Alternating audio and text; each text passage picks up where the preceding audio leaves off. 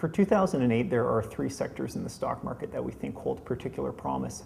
The first two, healthcare and telecom services, are two sectors that have done quite poorly for a number of years, but we think as investor risk appetite diminishes, they'll be attracted to the counter-cyclical nature and the high dividends and cash returns that these two sectors typically offer.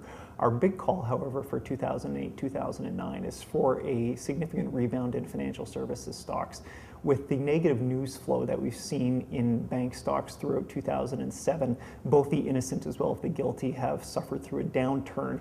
We think as we go through 2008 and the write-downs, both in terms of number and size, subside, that these stocks will rebound quite sharply off their trough-like valuations.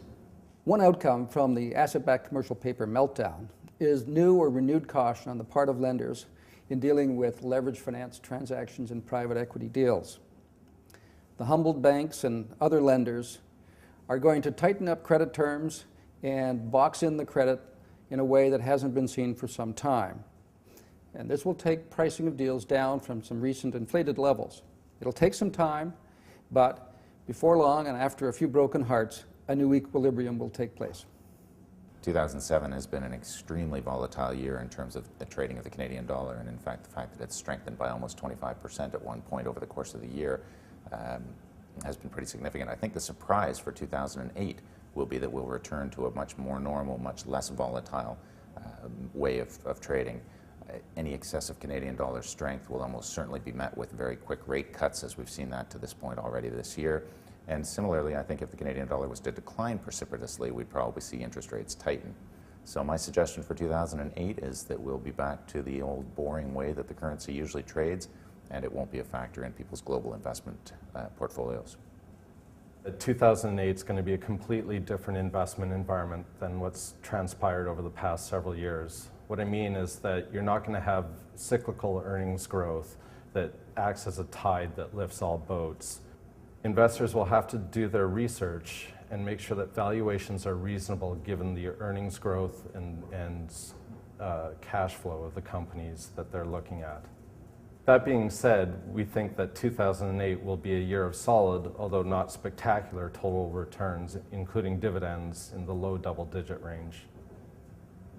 We think there are going to be some great opportunities in the fixed income markets in 2008. Investor nervousness bordering on fear has caused a flight to safety in the government bond market, pushing those prices up, while corporate spreads, particularly in the financial services sector, have remained unchanged, bordering in the 10 to 12% range. And I think in 2008, in about 6 months' time, we're going to see those yields back in the 6 to 8% range. So there's a great opportunity right now that people just aren't paying attention to. In 2008, politics is probably going to play a significant role in its influence in markets. And the three Bs to watch for are Bush, Beijing, and Barack. Bush, because we're reaching the end of his presidency, there's going to be a great deal of optimism tied to the end of his presidency, and I expect to see U.S. markets rally in that environment.